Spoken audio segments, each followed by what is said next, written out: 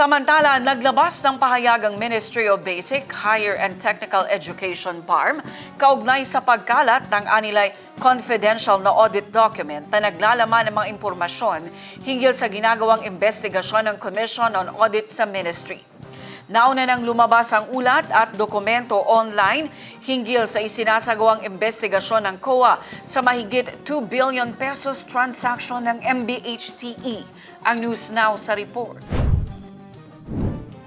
Iniulat sa mga pahayagan online ng isang malalimang fraud audit ang isinagawa ngayon ng Commission on Audit hinggil sa 2.2 billion pesos na halaga ng mga procurement ng Ministry of Basic, Higher and Technical Education kung saan kinwestiyon ang mabilisang pagpapalabas ng hindi bababa sa 53 disbursement vouchers sa loob lamang ng 2 araw.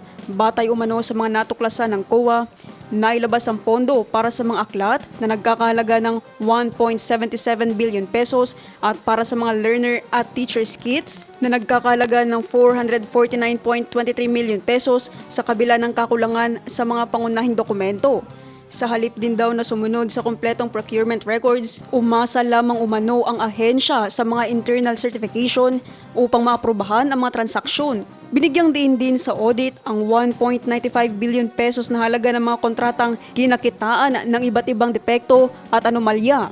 Kabilang sa mga naitalang irregularidad ang mga kaduda-dudang kasunduan sa joint venture at ang hindi pagpataw ng mga kaukulang parusa o penalties sa mga supplier na hindi nakatugon sa obligasyon.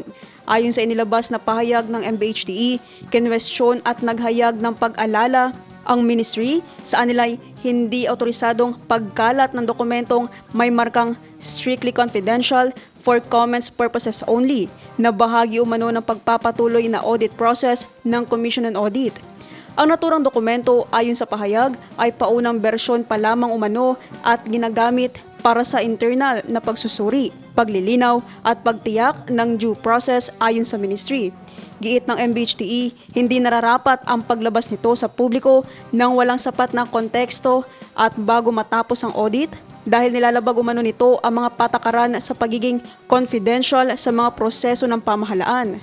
Nanawagan din ng MBHTE sa COA na imbestigahan kung paano nailabas ang dokumentong malinaw na may markang strictly confidential for comments purposes only at magsagawa ng mga hakbang upang mapanatili ang integridad ng audit process.